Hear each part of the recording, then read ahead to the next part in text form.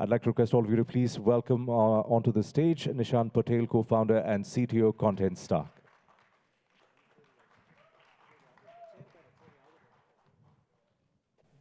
All right, how's everyone doing today? Good afternoon, everyone. Where's the energy? Maybe a round of applause. Thank you.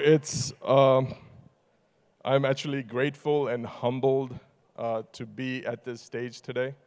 All I can say, we just heard that session. It's inspirational, right? We all are here today to sort of learn from each other, help each other. And then we have this like collective goal of pushing India forward, right? Build world-class companies from India. So yeah, thank you all. Thank you, NASSCOM, for having me here. My name is Nishant Patel, or Patel. I'm founder and CTO at a company called ContentStack.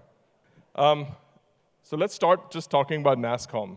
I think all of us here obviously knows NASSCOM, and I thought I knew NASSCOM till I was just traveling through airport, and this book caught my eye, Maverick Effect. Have you guys seen it? Have you guys read it? Who's read that book? I would highly suggest you guys read that book. It was amazing, okay? So I've only been through a couple of chapters so far of that book, and it was so inspiring. It was extremely inspiring. So let me tell you a little bit about it. This is, NASSCOM sort of started out in the 80s, right? Can you imagine a world in the 80s? I think some of you are old enough here. The younger folks, you guys might remember as kids. There was no telephone. Like, it would be forever to get telephones. Internet in India, I mean, not just India, but anywhere else, didn't exist. Computers were hard to get. Maybe a computer a city in India probably at that time, right? And you had like these people out of India saying, hey, we can build software and provide that service to the world, half the world around, right? Can you just think about that for a second? And I was just like, wow. And then you had individuals like Harish Mehta. He's like, hey, how about, I know you guys are have this crazy vision, but how about we come together, even though you guys are competing, we come together, create this group called NASSCOM, and push this India story forward. This is in the 80s, right? Truly, truly inspirational. And then you look at the software services world and what it has done today, right? You look at it today and we see these big companies. From a story perspective, I would highly recommend you read that book because it's a story of inspiration, it's a story of vision, it's a story of just, if you can believe, right, you can make things happen. And then also collectively coming together to make things happen. So yeah, so thank you, NASSCOM, by the way. It's awesome to be here. A round of applause for them. And they haven't paid me to do this, okay? I paid to be at this event. Okay, here we go. So from the software services world, we've saw their audacity to even think that they can create software services industry in India, okay, to where they are today. They're driving a big portion of the Indian economy today and employing a lot of people and doing the transformative stuff that India needs as a developing nation. But that's not enough. Think about the product story that we have today. So 10 years ago, I started my journey in India in 2007.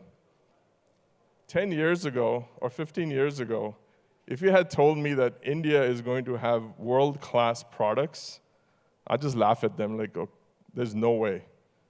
There's no way. Internet was kind of trickling in. Mobile wasn't even around.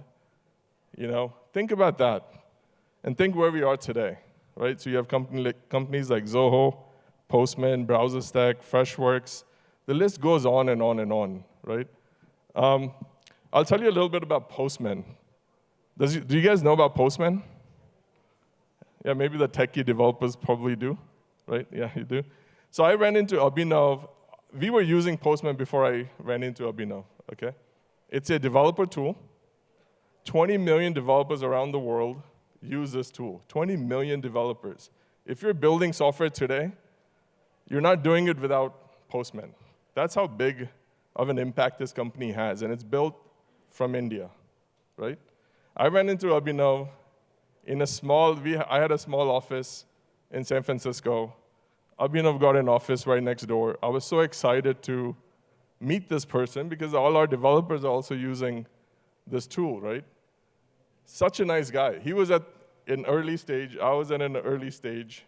In the evening, our employees and everyone will get together, have beers, share, and help each other, right? I loved it. I loved it. And I love the fact that this sort of event is coming together. It's a bunch of startup folks, scale-up folks, all coming and helping each other to sort of achieve that common goal that I talked about. Just in numbers, right? We all know this story, but I just want to point it out. The Indian ecosystem has just exploded. Indian startup ecosystem has exploded, right? It took a while to get here, but there's thousands of companies getting created every single day. And it's not just that, right? We talk about sort of the successes and the failures, and there's a lot of failures. But look at the progression from startup to the next stage where they're getting funded, and then further stages where they're getting Series C, Series D, Series F, and even going public, right? All those things have already happened. Let me tell you a little bit about a company called ContentStack. That's near and dear to my heart. This is a company I started a while back out of India. And what it does is it's called, we pioneered this concept called headless CMS, headless content management system, okay?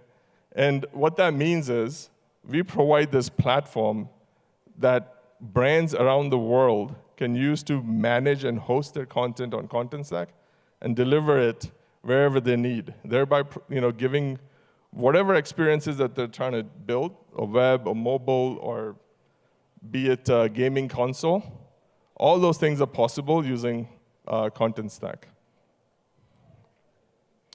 I'll tell you a little bit about our journey. So we started in 2007, and I came to India at that time, and long story short, had no idea about business, but I just knew I wanted to build a company. Had an idea about a product way too early. We all talk about product market fit. Good thing I could not build that product in 2007, but I ended up going down the services route. We were a profitable company we're still a profitable company. That company's called Raw Engineering. We were doing services for companies around the world from India. That story had already been written. We were doing that in the cloud, right? We adopted the cloud in 2007, and we were just helping these big brands move to the cloud. Now, while we were doing that, we realized these companies, there were a lot of pain points to move to the cloud. There was the same old software getting used and they'll just pick up that old software that you install in your data center and move it to the cloud. That's not what the cloud was about. So as we were doing these services things, we're like, hey man, we got to, isko naya banana hai, zero se banana hai, right? Hope you guys don't mind me speaking in Hindi a little bit. So that's what we ended up doing. So we were doing services, profitable company, and we built a few products. So we had a few successes in terms of commercially being successes with the products. We also had, I would say, intellectual successes, because those products didn't make it. Fast forward 10 years, we spun off a couple of product companies out of that original services company. We sold a product company. That was another pioneering product in the integration space, integration in the cloud space, called Build.io. It got bought by a German company. And then the other product company, ContentStack, went down the VC funding sort of route, and we're at Series B right now.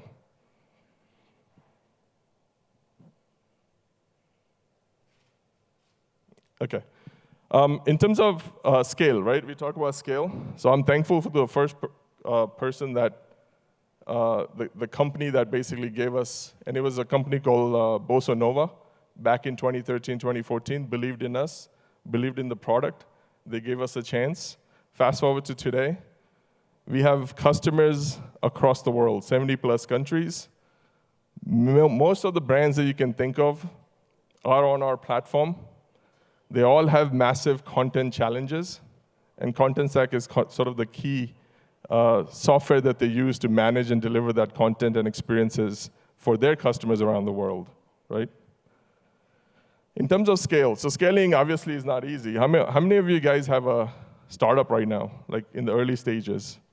Okay. How about sort of the next stage? Like maybe Series A, Series B? Yeah, further than that. So you know the challenges, right? Every stage, every moment is massive challenges. Just to talk about the scale that we are at today, we're at 350 plus enterprise customers. So you can think of brands like Airbnb, Lego, all these guys, all the experiences that you guys have with that brand comes from ContentStack, right? Like I said, it's 70 plus countries, and then for the techie folks here, in terms of scale, we're seeing billions of API calls in a single day, right?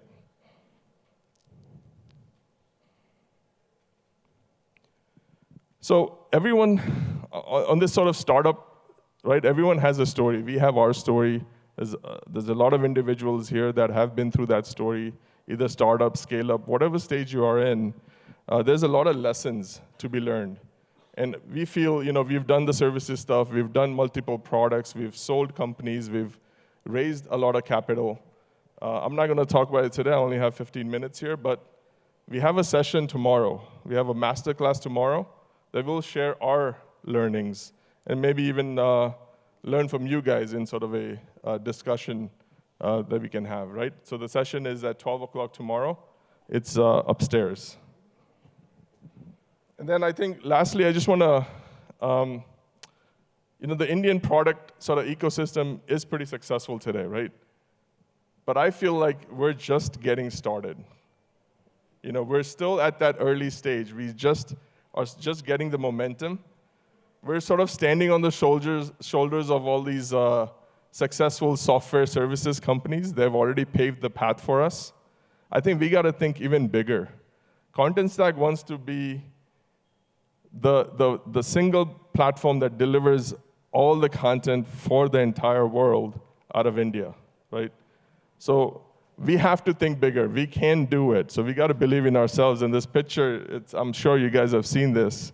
The ISRO started out with, a little rocket thing on a bicycle to where we are today, right? So we got to dream that big, right? So in the spirit of sort of helping each other, in this spirit of collaborating, in the spirit of NASCOM with all these awesome individuals coming together, let's make a promise to think bigger and aspire to do bigger things, right? So yeah, let's make it happen. Thank you. Thank you very much indeed, Nishant, and we look forward to that masterclass tomorrow. We have a small token of our appreciation before you leave. Thank you so much for being here with us. Thank you.